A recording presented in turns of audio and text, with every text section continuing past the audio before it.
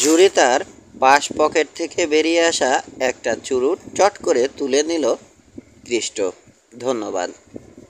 সেটা বরং ভালো, তবে সালভাতর ঠকাবে। বলবে দেব, কিন্তু দেবে না। এইসব স্পানীয়রা, কাশল ক্রিস্ট। তাহলে তুই কি করতে বলছিস?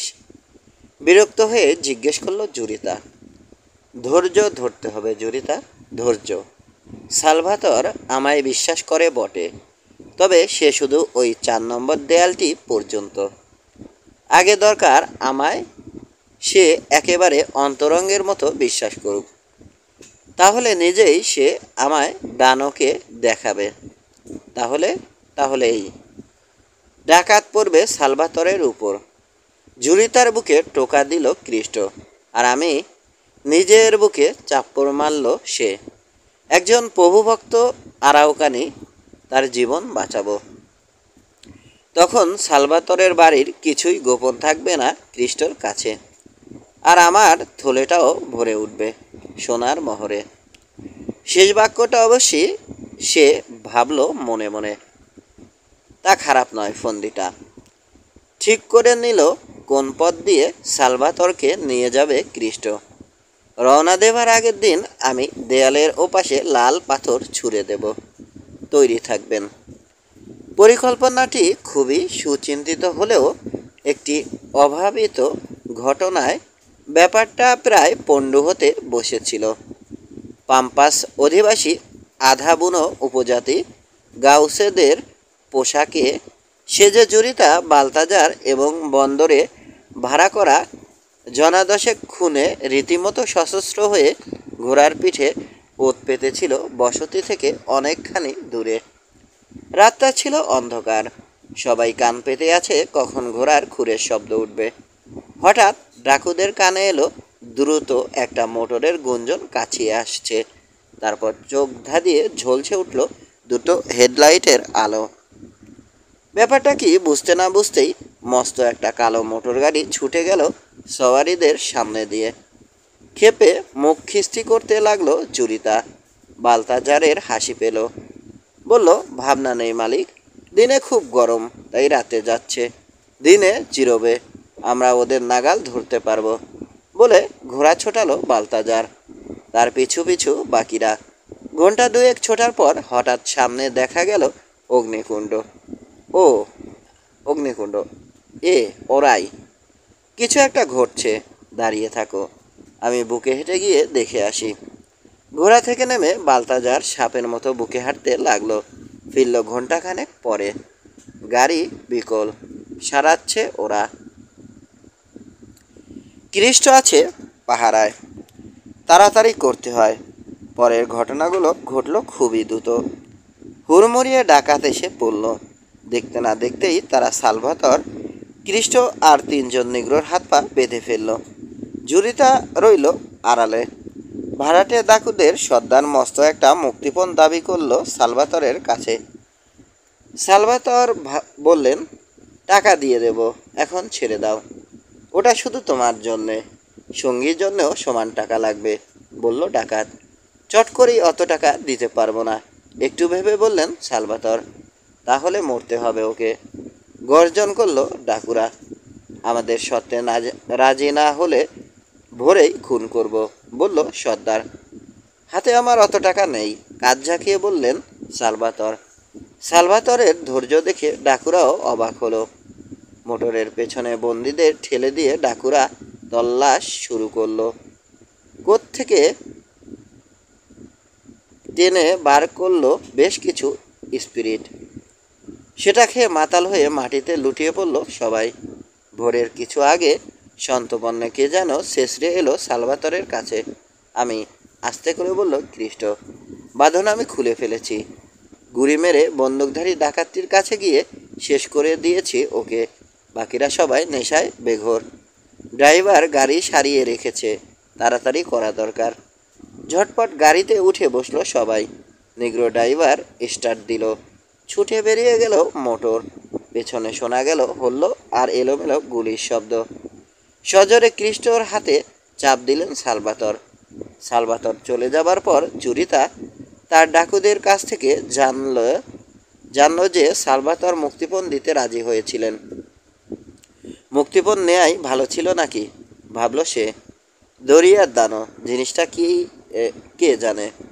হরণ করে আদৌ লাভ হবে কিনা ঠিক নেই, কিন্তু সুযোগ ততক্ষণে ফসকে গেছে। এখন খ্রিস্টর কাছ থেকে খবর না পাওয়া পর্যন্ত অপেক্ষা করতে হবে।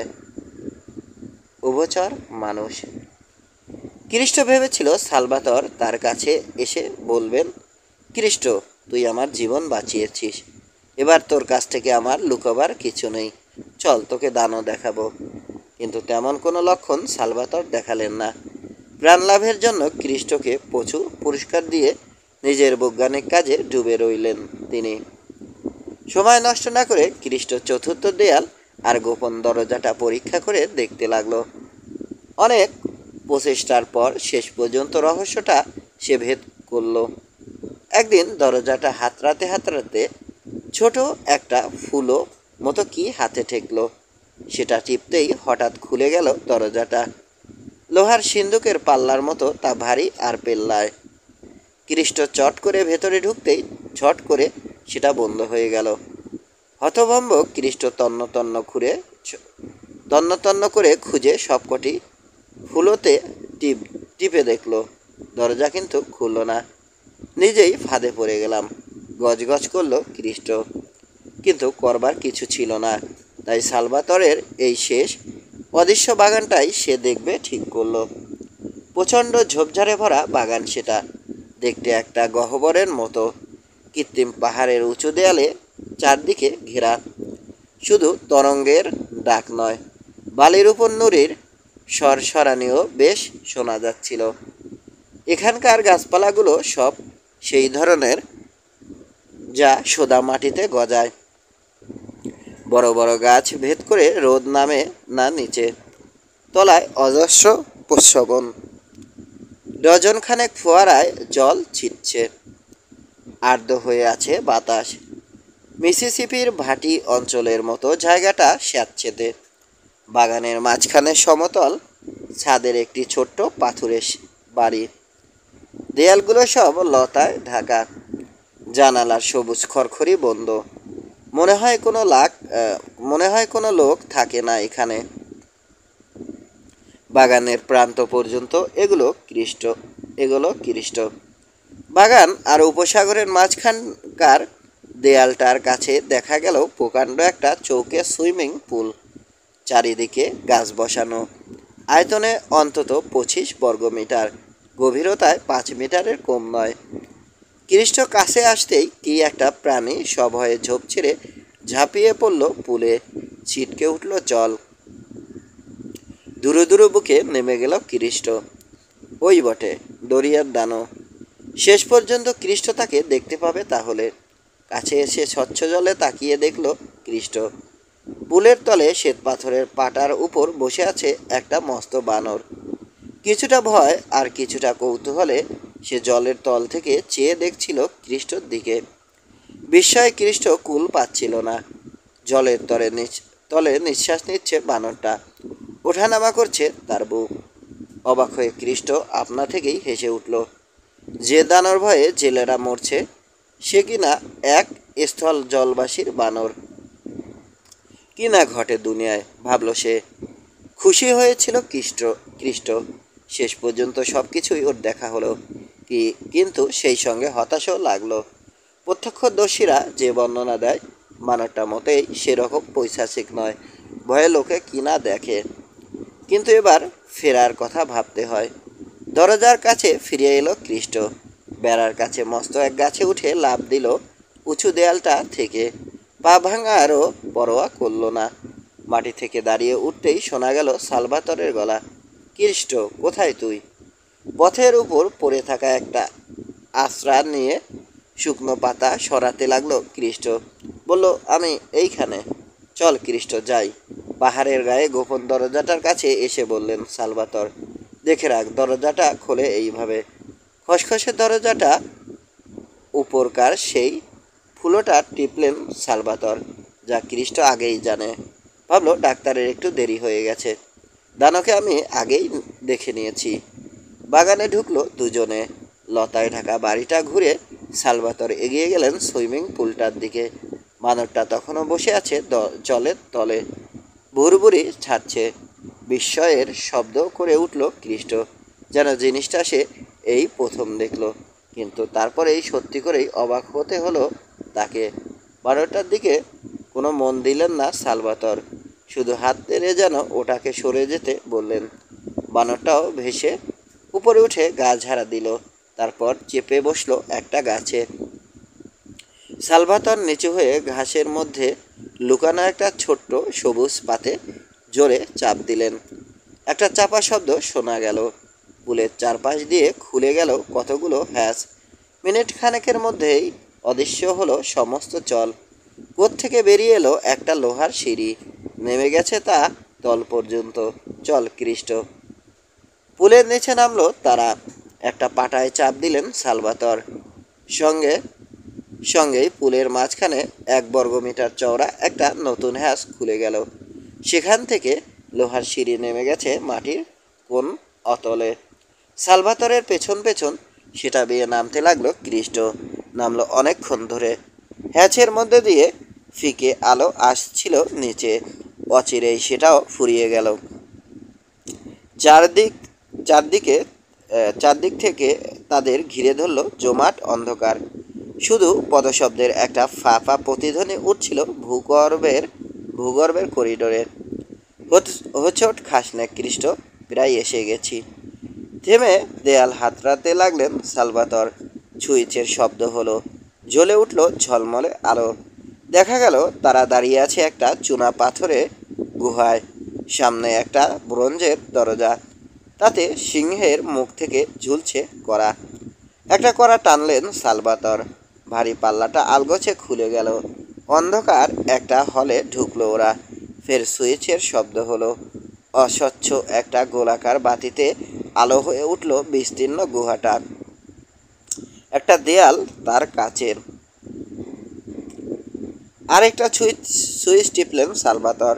গুহা ঢেকে গেল অন্ধকারে, আর কাছের ওপাশের এলাকাটা সুস্পষ্ট হয়ে উঠল জোরালো সার্চ লাইটে। মনে হলো সেটা যেন একটা প্রকাণ্ড অ্যাকোরিয়াম, অথবা সমুদ্রের তলদেশে কাছের একটা বাড়ি। মাটি থেকে উঠেছে সামুদ্রিক উদ্ভিদ। প্রবালের ঝাড় ছলবলিয়ে উঠছে মাছ। হঠাৎ খ্রিস্টর চোখে পড়ল ঝোপঝাড় থেকে বেরিয়ে আসছে মানুষের মতো দেখতে একটা প্রাণী। 2 চোখ তার টিপ টিপ, বড় বড় ব্যাঙের মতো পায়ের পাতা, গায়ে নীলাভ রূপলি আঁশ।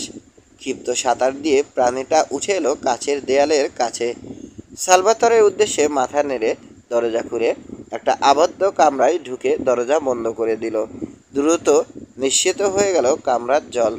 তখন অন্য দরজা খুলে প্রাণীটা এসে দাঁড়ালো গুহায়। সালভাতর বললেন, চশমা দস্তানা খুলে ফেলো। বাধ্যের মতো অজানা প্রাণীটা চশমা দস্তানা খুলতেই খ্রিস্ট দেখল সামনে তার দাঁড়িয়ে আছে সুকুমার এর তরুণ।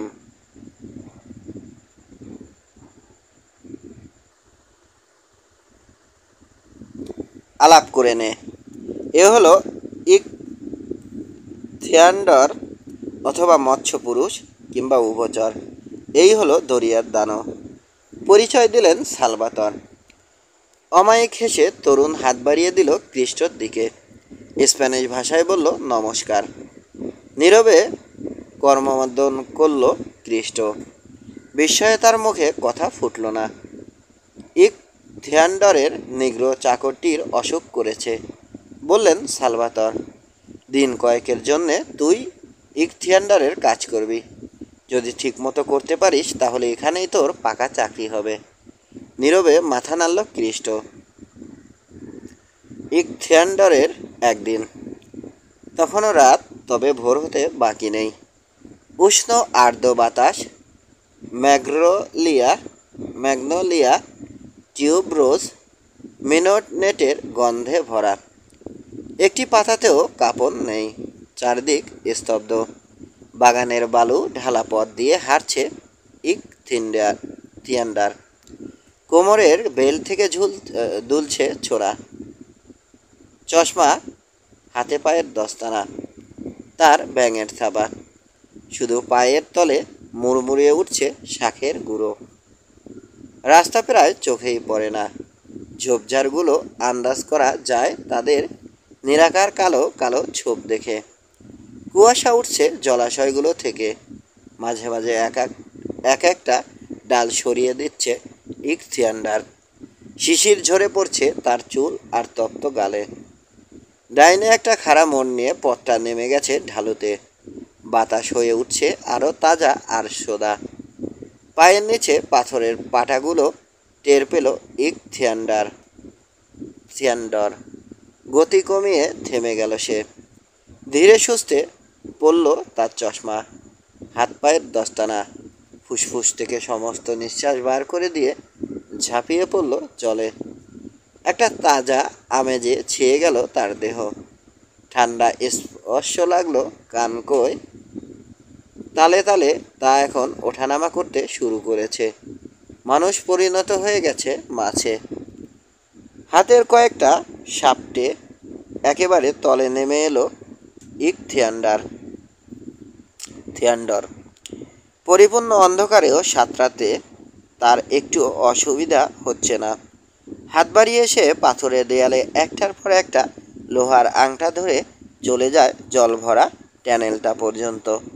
সামনে থেকে আসা ঠান্ডা স্রোত উজিয়ে সে হাঁটে। পায়ে ধাক্কা দিয়ে উঠে আসে উপরে। গরম জলের চোত সেখানে। বাগানের তপ্ত জল ট্যানেলের উপর দিকটা দিয়ে বয়ে যায় খোলা সাগরে। এবার ইকথিয়ান্ডর চোতে গা ভাসাতে পারে। বুকে হাত জড়ো করে চিত হয়ে সে ভেসে যায় মাথা এগিয়ে দিয়ে। শেষ হয়ে আসছে ট্যানেল। সমুদ্রে পড়ার মুখে শিলার ফাটল থেকে তরে বেরিয়ে আসছে তপ্ত স্রোত। সরসর করে উঠছে পাথর শাক। উপর হয়ে ইকথিয়ান্ডর তাকিয়ে দেখে সামনে অন্ধকার। হাত বাড়িয়ে দেয় সে। জল সামান্য তাজা হয়ে উঠেছে। হাত থেকে লোহার গরাদে। শিকলগুলো নরম পিচ্ছল শ্যাওলা আর খড়খড়ে শামুকে ঢাকা। জটিল তালাটা খোলে সে। ট্যানেলের গোল গরাদে দেওয়া ভারী দরজাটা সরে যায় ধীরে ধীরে। গহ্বরে বেরিয়ে আসে ইকথিয়ান্ডর। পেছনে বন্ধ হয়ে যায় দরজা। খোলা সাগরে রওনা দেয় উভচর মানুষ। হাতে পায়ে জল কাটে। এখনো সবই অন্ধকার। অন্ধ গভীরে কোথাও কোথাও ঝলসে ওঠে নকটিলুসির নীলাভ ফুলকি, জেলি মাছের লালচে আভা। তবে শিগগিরই ভোর হবে। আলো দেওয়া জীবগুলো একের পর এক নিভিয়ে দেবে তাদের বাতি। কানকোয় হাজার হাজার সুই ফোটার অনুভূতি ইকথিয়ান্ডরের। কষ্ট হচ্ছে নিঃশ্বাস নিতে। তার মানে পাথরে অন্তরীপটা পেরিয়ে সে কাদা, বালি আর নানা রকম আবর্জনা ভরা জলচোট্টায় এসে পড়েছে। একটা নদী এখানে এসে মিলেছে সাগরে। জল নোনা নয়। সত্যি নদীর মাছেরা এই রকম অলবণাক্ত ঘোলা জলে থাকে কি করে, ভাবল ইকথিয়ান্ডর। ওদের কানকোগুলো নিশ্চয় পলি কাদা টের পায় না। একটু উপরে উঠল ইকথিয়ান্ডর। সোজা বাঁক নিল ডাইনে, দক্ষিণের দিকে। তারপর নামতে লাগলো গভীরে। জল এখানকার পরিষ্কার। ঠান্ডা একটা চোতের মধ্যে পড়ল সে। তীর বরাবর দক্ষিণ থেকে উত্তরে এটা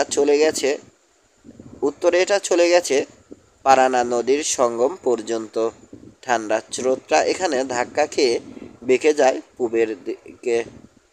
স্রোতটা এমনিতে অনেক গভীরে, তবে উপরকার সীমাটা সাগর পৃষ্ঠ থেকে মাত্র 15-20 মিটার নিচে।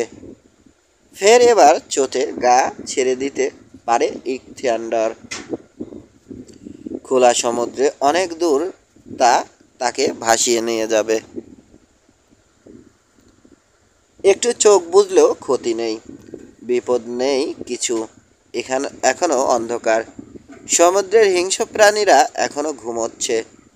সূর্য ওঠার আগে একটু গড়িয়ে নিতে কি আরাম। চামড়ায় টের পাওয়া যায় বদলিয়ে যাচ্ছে জলের তাপমাত্রা, স্রোতের ধারা। কানে লাগে চাপা ঝনঝনে শব্দ। আরও আরও, ওটা নোঙরের শেকলের শব্দ। ইকথিয়ান্ডারের কাছ থেকে কয়েক কিলোমিটার দূরে মাছ ধরা জাহাজগুলো নোঙর তুলছে। সকাল হতে আর বাকি নেই। আর ওই যে বহু দূরের তালমাপা গুঞ্জন, ওটা হলো ব্রিটিশ জাহাজ হরক্সো এর ইঞ্জিনের আওয়াজ। মস্ত এই জাহাজটা চলাচল করে বুয়েনাস আইরেস আর লিভারপুলের মধ্যে। এখন ওটা 40 কিলোমিটার দূরে, কিন্তু শোনা যাচ্ছে কি স্পষ্ট। সমুদ্রের জলে ধ্বনির গতিবেগ যে সেকেন্ডে 1,500 মিটার।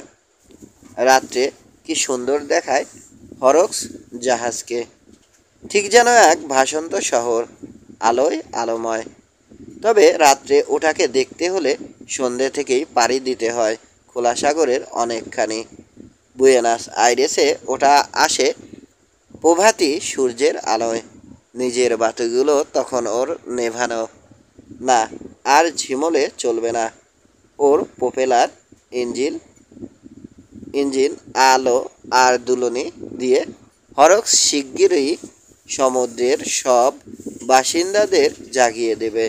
নিশ্চয় হরক্স আসার খবর সবার আগে ডলফিনরাই টের পেয়েছে। মিনিট মিনিট কয়েক আগে যে একটা হালকা তরঙ্গে ইকথিয়ান্ডর সচকিত হয়ে উঠেছিল, সেটা ওদেরই কীর্তি। নিশ্চয় ওরা এতক্ষণ জাহাজের দিকে সাঁতরাতে শুরু করেছে। চারদিক থেকে শোনা গেল জাহাজের ইঞ্জিনের শব্দ। জেগে উঠছে বন্দর আর খাড়ি। চোখ মেলে ইকথিয়ান্ডর মাথা নেড়ে শেষ তন্দাটুকুও যেন ঝেড়ে ফেলে হাত পা নেড়ে উঠতে থাকে জলের উপরে। সন্তর্পণে সে মাথা তোলে, তাকিয়ে দেখে না, আশেপাশে নৌকো কি জাহাজ কিছু নেই। জলের উপর কোমর পর্যন্ত উঠে সে ধীরে ধীরে সাঁতরাতে থাকে পা দিয়ে। জলের উপর নিচু দিয়ে উড়ছে বালিহাঁস আর গাংচিল। মাঝে মাঝে তাদের বুক কি পাখার ছোঁয়ায় গোল গোল তীরতীরানি ছড়িয়ে পড়ছে জলের উপর। গাংচিলগুলোর ডাক শুনে মনে হয় শিশুর কান্না। বিশাল ডানা মেলে হাওয়ার ঝড় তুলে মাথার উপর দিয়ে উড়ে গেল একটা তুষার ধবল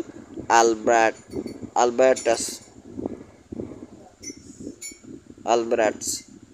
বিশাল ডানার উপরটা তার কালো, লালচে চঞ্চু হলুদে শেষ হয়েছে কমলা রঙা পা। উড়ে গেল সে খাড়ির দিকে। একটু ঈর্ষা ভরেই ইকথিয়ান্ডর ওকে তাকিয়ে তাকিয়ে দেখল। দুই পাখার প্রসার 4 মিটারের কম নয়। কি ভালোই হতো অমন পাখা পেলে। পশ্চিমে রাত লুকোচ্ছে দূর পাহাড়গুলোর পেছনে। লাল হয়ে উঠছে পূব। সমুদ্রের বুকে আবছা তরঙ্গ, তাতে সোনালি ছটা। উপরে ওরা সাদা গাংচিলগুলো হয়ে উঠছে গোলাপি। সমুদ্রের ফ্যাকাশে জলে নীল ফিরোজা নকশা, বাতাসের প্রথম ঝাপটার স্বাক্ষর। নীল নকশাগুলো বড় হয়ে উঠছে, জোর বাড়ছে বাতাসের। বালুময় তটে দেখা দিচ্ছে তরঙ্গভঙ্গের প্রথম হলুদ সাদা ফেনা। তীরের কাছে জল হয়ে উঠছে সবুজ। কাছে আসে পুরো একদল মেছো জাহাজ। বাবার নির্দেশ আছে লোকের চোখে যেন না পড়ি। ইকথিয়ান্ডর জলের গভীরে ডুব দিয়ে ঠান্ডা স্রোতটায় গিয়ে পড়ল। ভেসে যেতে লাগলো সে তীর থেকে দূরে, পূবের দিকে খোলা সাগরে। চারদিকেই সমুদ্র গভীরের নীল বেগুনি অন্ধকার। সাঁতরে যাচ্ছে মাছ, মনে হয় ডোরাকাটা। কালচে বুটিদার, জল জলে সবুজ তাদের রং, লাল হলুদ বাসন্তী।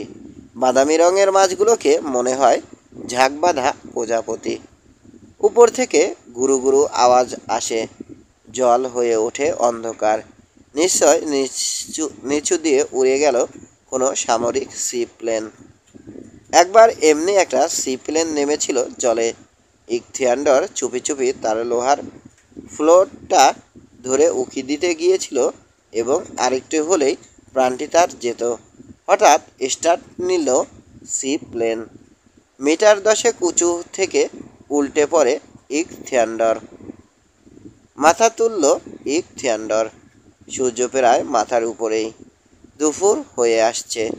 জলের উপরিভাগটা এখন আর তেমন আয়নার মতো নয়, যাতে চড়ার পাথর। বড় বড় মাছ খোদ ইকথিয়ান্ডরকেও চোখে পড়বে।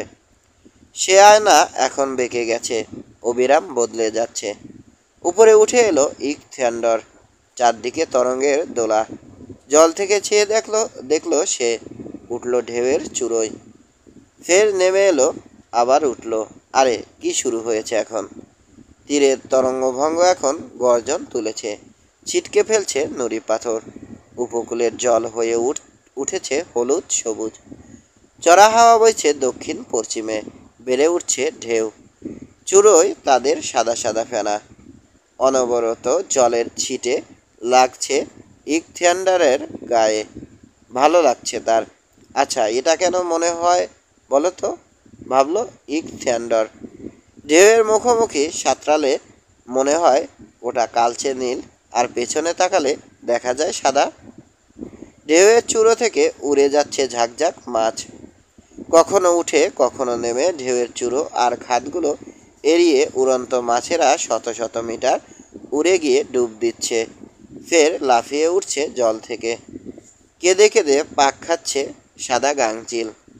বাতাস কেটে যাচ্ছে সবচেয়ে দ্রুতগতি পাখি ফ্রিগেট। মস্ত বাঁকা ঠোঁট, তীক্ষ্ণ নখর, সবুজ ধাতব ঝলকের গাঢ় বাদামি পালক, আর কমলা রঙের থলিওয়ালা এ ফ্রিগেট হলো মদ্দা। আর একটু দূরে ওই যে সাদা ফ্রিগেট, ওটা মাদি। ঢিলের মতো ওটা ঝুপ করে পড়ল জলে।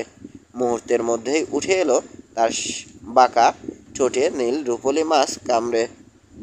আলবার্টাসগুলো উড়ছে, তার মানে ঝড়ো পাখিগুলো নিশ্চয় এর মধ্যে উড়তে শুরু করেছে বজ্রভরা মেঘের দিকে।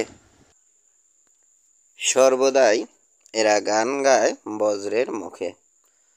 অন্যদিকে আবার ছোট জাহাজ আর পালতোলা নৌকোগুলো প্রাণপণে ছুটতে শুরু করেছে তীরের দিকে। চারিদিকেই সবুজাভ গোধূলি। তাহলেও প্রকাণ্ড উজ্জ্বল ছোপটা দেখে জলের তল থেকেই ঠাউর করা যায় সূর্য এখন কোথায়। দিক নির্ণয়ের পক্ষে সেটাই যথেষ্ট। মেঘে সূর্য ঢাকা পড়ার আগেই চড়ায় পৌঁছতে চাই, নইলে দুপুরের খাওয়াটা মাঠে মারা যাবে। আর খিদে তো পেয়েছে অনেকক্ষণ থেকেই। অন্ধকার হয়ে গেলে চড়া বা ভূগর্ভ শৈল কোনোটাই ঠাউর করা যাবে না। পুরোদমে হাত পা চালাতে লাগলো ইকথিয়ান্ডর। ব্যাঙ যেভাবে সাঁতরায়। মাঝে মাঝে চিত হয়ে সে নিরেট নীল সবুজ আধো আধারির মধ্যে তার পথ যাচাই করে নিচ্ছিল, প্রায় অলক্ষ্যে সূর্যের আভাটা দেখে। মাঝে মাঝে তাকিয়ে দেখছিল সামনে। দেখা যাচ্ছে কি চড়াটা? নিজের কানকো আর চামড়ায় সে টের পাচ্ছিল যে জল বদলে যাচ্ছে। চড়ার কাছে জল তেমন ঘন হয় না, কিন্তু লবণাক্ত। অক্সিজেন সেখানে বেশি। জল হালকা আরাম দেয়। জলটা একটু জিভে চেখে দেখল সে। অভিজ্ঞ নাবিক এভাবেই চেখে দেখে বলতে পারে তার চেনা স্থলভূমির কাছে এসেছে কিনা। ক্রমে ক্রমে ফর্সা হয়ে এলো। ডাইনে বায়ে জলতলের পাহাড়গুলোর পরিচিত চেহারা টের পাচ্ছিল সে। মাঝখানে তাদের অল্প মালভূমি, তারপর পাথরের প্রাচীর। এ জায়গাটাকে ইকথিয়ান্ডর বলে তার জলতলের আশ্রয়। প্রচণ্ড ঝড়েও এ জায়গাটা থাকে শান্ত। কত মাছই না এসে জুটেছে এই জলতলের আশ্রয়ে, গিজগিজ করছে চারদিকে। হলদে লেজ আর পেটের মাঝখান দিয়ে টানা হলদে ডোরার কুচো মাছ। কারো বা আবার বাঁকা বাঁকা কালো ডোরা, কেউ লাল, কেউ ফিরোজা, কেউ নীল। হঠাৎ উধাও হয়ে যায় তারা, আবার তেমনি হঠাৎ আবির্ভূত হয় যথাস্থানে। উপর থেকে দেখা যায় চারদিকে কিলবিল করছে মাছ, কিন্তু নিচের দিকে কেউ কোথাও নেই। সেটা কেন তা অনেকক্ষণ ধরতে পারেনি ইকথিয়ান্ডর। তারপর একবার নিজেই একটা মাছ ধরেছিল সে। আকারে সেটা তার হাতখানার মতো, কিন্তু আয়তনে একেবারে চ্যাপ্টা, তাই উপর থেকে তাদের ঠাওর হয় না। এইবার দিবাহার।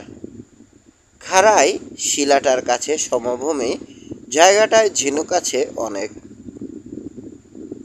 সেখানে গিয়ে গা এলিয়ে দেয় ইকথিয়ান্ডর। খোলা ভেঙে ভেতরকার শ্বাস একটার পর একটা মুখে ফুটতে থাকে। তারপর ঠোঁট সামান্য ফাঁক করে বার করে দেয় লোনা জল।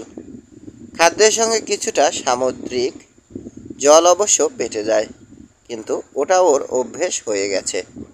চারদিকে তার জলজ উদ্ভিদ, আগারের সছিদ্র ছোট ছোট সবুজ পাতা, মেক্সিকান কাউলের ফের, শ্যামল পালক পল্লব, নরম গোলাপি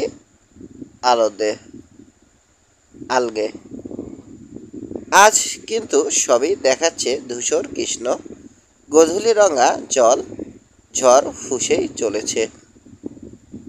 মাঝে মাঝে ফাঁপা আওয়াজ ভেসে আসে বজ্রের। উপর দিকে চেয়ে শুয়ে আছে ইকথিয়ান্ডর। হঠাৎ অমন আধার হয়ে উঠল কেন? মাথার উপর দেখা দিল কালো একটা ছোপ। কি ওটা? খাওয়া হয়ে গিয়েছিল, এখন উপরে একটু উকি দেয়া যায়। খাড়াই পাহাড়টা বেয়ে সন্তপন্নে ইকথিয়ান্ডর এগোলো মাথার উপরকার কালো ছোপটার দিকে। দেখা গেল জলের উপর এসে বসেছে বিশাল এক আলবার্টস। ওর কমলা রঙের পা দুটো একেবারে ইকথিয়ান্ডরের হাতের নাগালেই। হাত বাড়িয়ে এসে পা দুটো চেপে ধরল। ভয় পেয়ে পাখিটা প্রকাণ্ড ডানা মেলে উড়তে শুরু করলো। জল থেকে টেনে তুলতে লাগলো ইকথিয়ান্ডরকে, কিন্তু জল ছাড়তেই বাতাসে ভারী হয়ে উঠল ইকথিয়ান্ডরের শরীর। ইকথিয়ান্ডর সমেত ফের ঝুপ করে জলে পড়ল পাখিটা। তার বিশাল নরম বুকের তলে ঢাকা পড়ল ইকথিয়ান্ডর। তবে ওর লাল চঞ্চুর ঠোকর খাবার ইচ্ছে ছিল না ইকথিয়ান্ডরের। ডুব দিয়ে সে কয়েক সেকেন্ডের মধ্যেই ফের উঠল অন্য একটা জায়গায়। পূবের দিকে উড়ে গেল আলবার্টাস, হারিয়ে গেল পাহাড় প্রমাণ ঢেউয়ের আড়ালে। তৃপ্তির চোখ বুজে চিত হয়ে শুয়ে আছে ইকথিয়ান্ডর। ঝড় কেটে গেছে। পূবের দিকে অনেক দূরে কোথায় শোনা যাচ্ছে মেঘের ঢাক, আর অঝরে বৃষ্টি নেমেছে এদিকটায়। অবশেষে চোখ মেলল সে। জলের উপর আধখানা শরীর তুলল, তাকিয়ে দেখল চারদিকে। মস্ত এক ঢেউয়ের মাথায় উঠল সে। চারিদিকের আকাশ সবুজ, সমুদ্র, হাওয়া, মেঘ, বৃষ্টি, ঢেউ সব কিছুই এক সিক্ত কুণ্ডলিতে একাকার হয়ে গো গো সনসন গর্জন করে চলেছে। ঢেউয়ের মাথায় কুকড়ে উঠছে ফেনা। ঢেউয়ের পাশ দিয়ে রাগে নেমে আসছে সাপের মতো। ফুসে ফুসে উঠছে জলের পাহাড়, ভেঙে পড়ছে আবার মাথা তুলছে। ঝমঝম করছে বৃষ্টি, সনসন করছে অশান্ত হাওয়া। পার্থিব লোকের যাতে ভয়, তাতেই ইকথিয়ান্ডরের আনন্দ। অবশ্যই হুঁশিয়ার থাকা দরকার। জলের পাহাড় আছড়ে পড়তে পারে তার উপর, তবে ঢেউ ইকথিয়ান্ডর সামলাতে পারে মাছের চেয়ে খারাপ নয়। শুধু ওদের রকমটা জানা দরকার। কোনো ঢেউ কেবল উপর নিচে দোলায়, কোনোটা আবার ছুঁড়ে ফেলে দেয় চ্যাংদোলা করে। জলের নিচে কি ঘটে সেটাও তার জানা আছে। জানে যে ঝড় থেমে গেলে প্রথমে অদৃশ্য হয় ছোট ঢেউ, তারপর বড়গুলো। তবে মাপাতালের স্ফীতিটা থেকে যায় অনেকক্ষণ। তীরের তরঙ্গভঙ্গে ফুটোফুটি করতে তার ভালো লাগে, যদিও জানত সে তাতেও বিপদ। একবার তরঙ্গ তাকে হঠাৎ উল্টে দেয়। সমুদ্র তলে চোট লাগে মাথায়, জ্ঞান হারায় সে। সাধারণ লোক তাতে তলিয়ে যেত, কিন্তু জলের তলেই সুস্থ হয়ে ওঠে সে। বৃষ্টি থেমে গেল। বজ্রঝড়ের মতো সেটাও চলে গেল পূবের কোনো একটা দিকে। দিক বদলালো হাওয়া। গ্রীষ্মমণ্ডলীয় উত্তর থেকে ভেসে এলো গরম আমেজ। মেঘের ফাঁকে দেখা দিল নীল আকাশের গা। রোদ আছড়ে পড়ল ঢেউয়ে। দক্ষিণ পূর্বের তখনও গোমরা আকাশে ফুটল দুখানা রামধনু। সাগরকে এখন আর চেনা যায় না। এখন সে আর সীসার মতো কালো নয়, নীল। সে সব জায়গায় রোদ এসে পড়েছে। সেখানে জলজলে সবুজ। সূর্য। এক মুহূর্তেই আকাশ আর সাগর, তীর আর দূরের পাহাড় হয়ে উঠল একেবারে অন্যরকম। ঝড় বৃষ্টির পর কি অপরূপ হাওয়া, আর্দ্র বাতাস। কখনো বুক ভরে সমুদ্রের নির্মল বাতাস টানে ইকথিয়ান্ডর, কখনো জোরে জোরে নিঃশ্বাস নেয় কানকো দিয়ে। মানুষের মধ্যে একা ইকথিয়ান্ডরই জানে কিভাবে ঝড় বৃষ্টি বজ্রে তরঙ্গে একাকার হয়ে যায় সমুদ্র, আকাশ, জল ভরে ওঠে অক্সিজেনে। সমস্ত মাছ, সমস্ত সামুদ্রিক জীব তখন চাঙ্গা হয়ে ওঠে। ঝড়ের পর সামুদ্রিক জঙ্গলের ঝোপ আর পাথরের ফাটল থেকে, প্রবাল আর স্পঞ্জের ঝাড় থেকে প্রথমে বেরিয়ে আসে ছোট মাছেরা। তাদের পিছু পিছু আসে গভীরে লুকিয়ে থাকা বড় মাছগুলো। আর সবশেষে তরঙ্গ একেবারে থেমে যাবার পর আসে নরম ক্ষিপ্ত প্রাণ জেলি মাছ। স্বচ্ছ প্রায় নির্ভার চিংড়ি, পরফিতা, স্টোনোফোরা, এস্টাস সেস্টাস ভেনেরিস। রোদ এসে পড়ল তরঙ্গে। সঙ্গে সঙ্গে চারপাশের জল হয়ে উঠল সবুজ। ঝকমক করে উঠল ছোট ছোট বুদবুদ। হিসিয়ে উঠল ফেনা। একটু দূরে হুটোপুটি করছে ইকথিয়ান্ডরের বন্ধু ডলফিনেরা। হাসি খুশি কৌতূহলী চোখে তার দিকে চাইছে শিয়ানার মতো। জলের মধ্যে ঝলসে উঠছে তাদের তেলতেলে কালো পিঠ। লাফালাফি করছে, ঘোত ঘোত করছে। তারা করছে পরস্পরকে। হাসে ইকথিয়ান্ডর, চেপে ধরে ডলফিনদের সাঁতরায়, ডুব দেয় এদের সঙ্গে।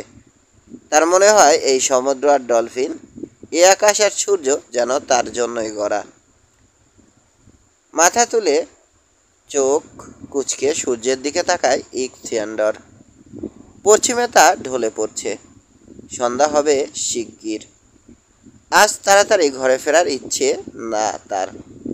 ঢেউয়ের দোলায় এমনিভাবেই দুলবে সে, যতক্ষণ না কালো হয়ে উঠছে নীল আকাশ, দেখা দিচ্ছে তারা। তবে শিগগিরই কুড়েমি করতে তার আর ভালো লাগলো না।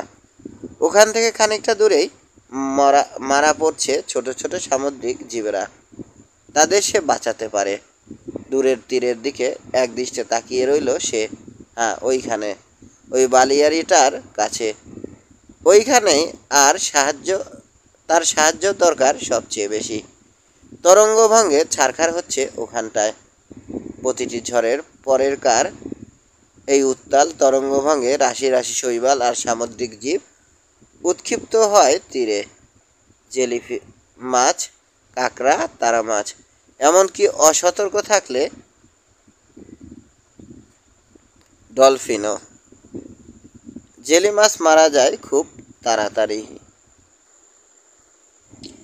কোন কোন মাছ জলে ফিরে আসতে পারে বটে, কোনো মাছ জলে ফিরে আসতে পারে বটে, কিন্তু অধিকাংশই তীরেই প্রাণ হারায়।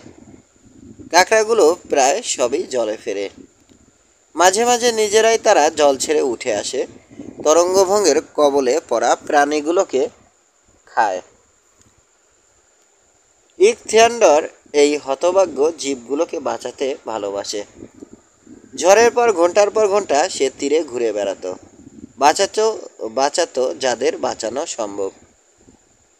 জলে ছেড়ে দেয়া মাছগুলো যখন ফুর্তিতে লেজ নেড়ে ভেসে চলে যেত, কাত হয়ে বা চিত হয়ে, ভাসন্ত আধমরা কোনো মাছ যখন শেষ পর্যন্ত চাঙ্গা হয়ে উঠত, তখন ভারী খুশি লাগতো তার। তীরের বড় মাছ কুড়িয়ে ইকথিয়ান্ডর তাকে হাতে করে নিয়ে যেত। হাতের মধ্যে তীর তীর করত মাছ। ইকথিয়ান্ডর হেসে তাকে প্রমোদ দিত, বলতো আরেকটু ধৈর্য ধরতে। অবশ্যই সমুদ্রে খিদে পেলে হয়তো এই মাছকেই সে খেতে পারত, কিন্তু তবে সেটা অনিবার্য অভিশাপ। ডাঙায় সে ছিল সমুদ্রবাসীদের পৃষ্ঠপোষক, বন্ধু, রক্ষক। সাধারণত ইকথিয়ান্ডর রওনা দিত যেমন তেমনি বাড়ি ফিরত সমুদ্রগর্ভের তলচোদকে কাজে লাগিয়ে। কিন্তু আজ তার অতক্ষণ জলের তলে ডুবে থাকতে ইচ্ছে হলো না। সমুদ্র আর আকাশ আজ বড়ই মনোহর। ডুব দিয়ে কিছুটা সাঁতার কেটে উপরে উঠতে লাগলো সে। পানকৌড়ি যা করে। রোদের শেষ ঝলকও নিভে গেল। পশ্চিমে হলুদ এক ফালি, আকাশ তখনও জ্বলছে। ধূসর কালো ছায়ার মতো গোমরা ঢেউগুলো আসছে একের পর এক। বাতাস ঠান্ডা, কিন্তু জলের ভেতরটা উষ্ণ। চারিদিকে অন্ধকার, কিন্তু ভয়ের কিছু নেই। এ সময়টা হামলা করবে না কেউ। দিনের হিংস্র জীবেরা ঘুমিয়ে পড়েছে, নিশাচরেরা এখনো শিকারে বেরোয়নি। হ্যাঁ, এইটা তার দরকার। উত্তরে স্রোতটা গেছে জলপৃষ্ঠের খুব কাছ দিয়ে। সমুদ্রের অশান্ত স্ফীতিতে সেটা খানিকটা উপর নিচে তুলছে, কিন্তু তপ্ত উত্তর থেকে শীতল দক্ষিণের দিকে তার ধীর গতি থামেনি। আর অনেক নিচে রয়েছে উল্টো চোদটা, শীতল দক্ষিণ থেকে উত্তরে। তীর বরাবর অনেকক্ষণ সাঁতরাতে হলো ইকথিয়ান্ডর। তীর বরাবর অনেকক্ষণ সাঁতরাতে হলে ইকথিয়ান্ডর প্রায়ই এই চোদগুলো কাজে লাগায়। আর সে অনেক দূর ভেসে গেল উত্তরে। এবার এই তপ্ত স্রোতটা তাকে পৌঁছে দেবে ট্যানেলের মুখে। শুধু একবার যা ঘটেছিল, ঘুম যেন না আসে, ট্যানেলটা যেন ছাড়িয়ে না যায়। কখনো সে মাথার নিচে দু হাত জড়ো করে, কখনো কখনো দুপাশে ছড়িয়ে দেয় হাত, কখনো ধীরে ধীরে ছড়িয়ে আবার জড়ো করে দুই পা। এটা হলো তার ব্যায়াম। স্রোত তাকে ভাসিয়ে নিয়ে যায় দক্ষিণের দিকে। তপ্ত জল আর ধীর অঙ্গ সঞ্চালনে কেমন একটা প্রশান্তি নামে। উপর দিকে চাইল ইকথিয়ান্ডর। সামনে যেন ধূলিকণার মতো ছোট ছোট তারা ছিটানো এক আকাশ। এটা আর কিছুই নয়, নকটিলুসিরা তাদের ছোট ছোট বাতি নিয়ে সমুদ্রপৃষ্ঠে উঠে যাচ্ছে। কোথাও কোথাও অন্ধকারে দেখা যায় নীলাভ গোলাপি নীহারিকা, ছোট ছোট জোনাকি জীবেরা ঝাঁক বেঁধেছে সেখানে। মৃদু সবুজ আলো ছড়ানো গোলক ভেসে যাচ্ছে ধীরে ধীরে। কাছেই একটা জেলি মাছ, মনে হয় যেন লেজ লাগানো জটিল একটা ঢাকনা দেয়া বিদ্যুতের বাতি। জেলি মাছের প্রতিটি গতিতেই ঢাকনার কানটা ধীরে ধীরে কাঁপছে, যেন হালকা হাওয়ায়। অগভীর চড়াগুলোয় আলো জ্বালিয়েছে তারা মাছ। অনেক গভীরে দেখা যাচ্ছে বড় বড় হিংস্র নিশাচরের আলো। পরস্পর তাড়া করছে সেগুলো, পাক খাচ্ছে, একবার নিভে গিয়ে ফের জ্বলে উঠছে। ফের একটা চড়া। প্রবালের অপরূপ সব কাণ্ড আর শাখাগুলো ভেতর থেকে নীলাভ গোলাপি, সবুজ সাদা ছটায় রঙিন। কোনো কোনো প্রবালের আলো মিটমিটে ফ্যাকাশে, কোনোটা আবার তেতে সাদা হয়ে ওঠা লোহার মতো। রাত্রে ডাঙার আকাশে দেখা যায় কেবল ছোট ছোট সুদূর তারা, কখনো বা চাঁদ। আর এখানে হাজার হাজার তারা, হাজার হাজার চাঁদ। ছোট ছোট রংচঙে সূর্যও আছে হাজার হাজার, মৃদু আলোয় তা জ্বলছে। ডাঙার চেয়ে সমুদ্রের রাত হাজার গুণ অপরূপ। যেন তুলনা করে দেখার জন্য ইকথিয়ান্ডর উঠে গেল উপরে। একটু গরম হয়ে উঠেছে বাতাস। মাথার উপর তারা ভরা নীলকৃষ্ণ আকাশ, দিগন্তে চাঁদের রূপলি চাকতি। সেখান থেকে রূপলি ছটা চলে গেছে সমুদ্রের বুক জুড়ে। বন্দর থেকে ভেসে আসছে নিচু গাঢ় একটানা বাঁশি। তার মানে হরক্স জাহাজ ফিরতি পথে পাড়ি দেবার তোড়জোড় করছে। খুবই দেরি হয়ে গেছে, তাহলে শিগগিরই ফর্সা হবে। পুরো একদিন এক রাত সমুদ্রে কাটিয়ে দিল ইকথিয়ান্ডর। বাবা নিশ্চয় বকাবকি করবেন। টানেলের দিকে ফিরল ইকথিয়ান্ডর। শিকের ফাঁক দিয়ে হাত ঢুকিয়ে দরজা খুলল। ঢুকে পড়ল ঘন অন্ধকারে ভরা টানেলের ভেতর।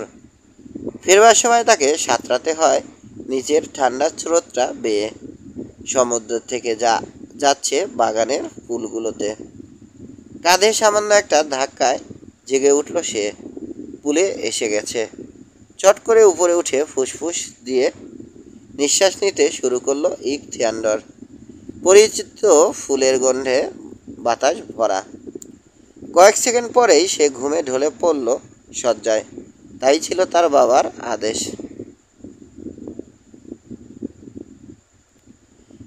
মেয়েটি আর শ্যামলা রঙের লোকটা।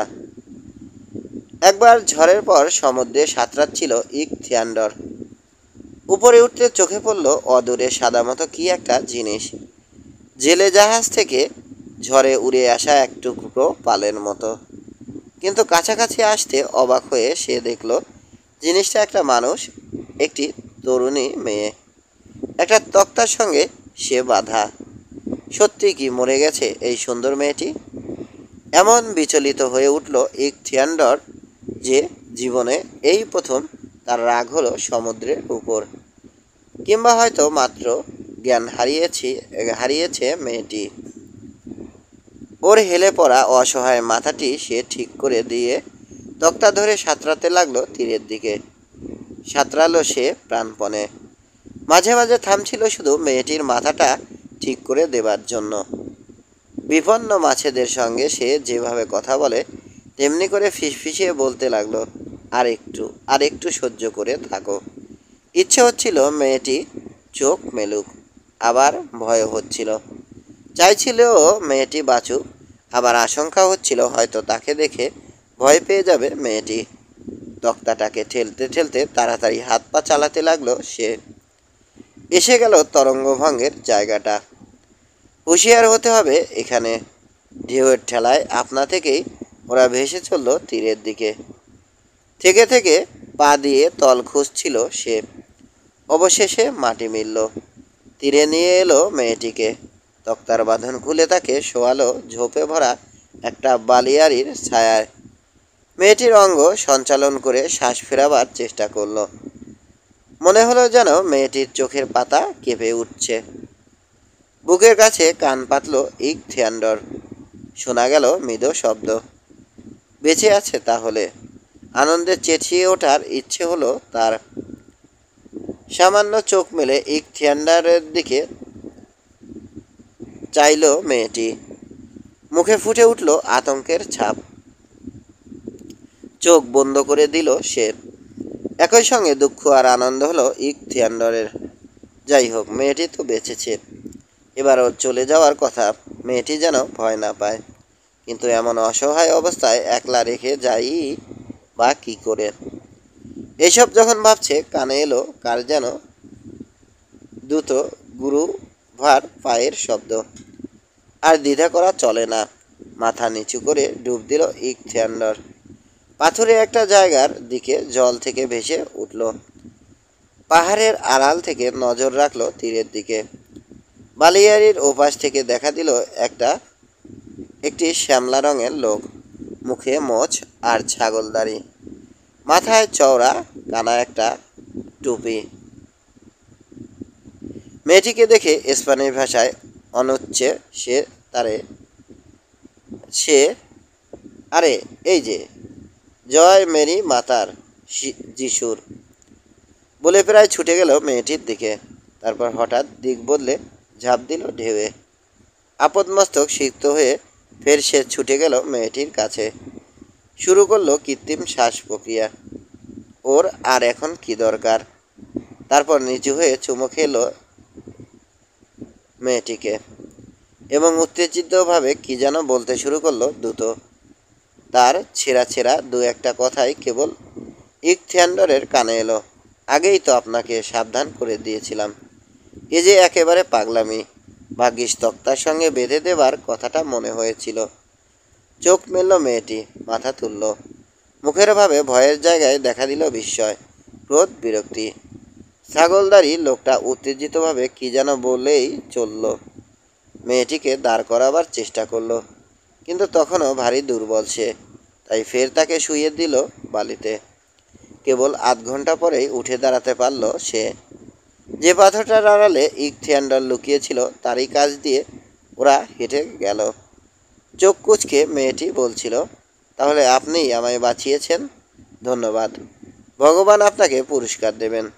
ভগবান নয়, সে পুরস্কার দিতে পারেন কেবল আপনি। কথাটা যেন মেয়েটির কানে গেল না। কিছুক্ষণ চুপ করে থেকে সে বলল, অথচ আশ্চর্য, আমার মনে হয়েছিল যেন কি একটা বিকট মূর্তিকে পাশে দেখছিলাম। ওটা নেহাত স্বপ্নের ঘোর, বলল লোকটি, কিংবা হয়তো কোনো দানব আপনাকে মরা ভেবে আপনার আত্মা চুরি করতে এসেছিল। ভগবানের নাম করুন, হেলান দিন আমার গায়ে।